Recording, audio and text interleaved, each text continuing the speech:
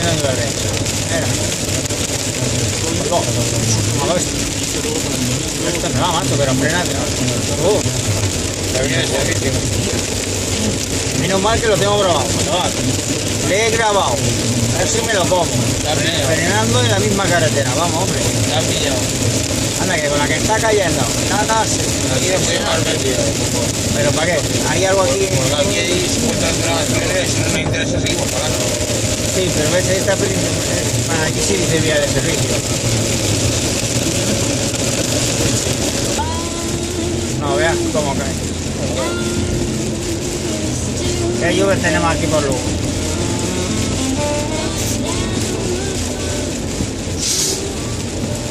Joder, también no se ve un pico.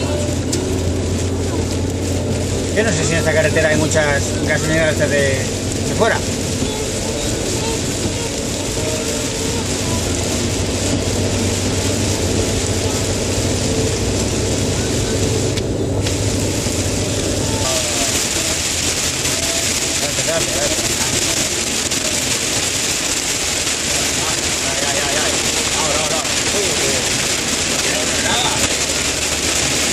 Ahí no se ve, y si carga ahí, se va a ir una cosa. ¿Dónde el coche?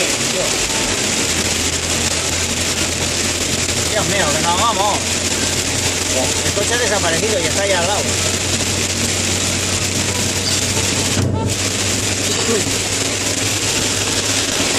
Me cago en la leche.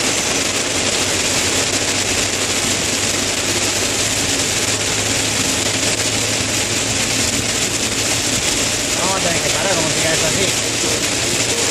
Claro, vamos a tener que salir nadando.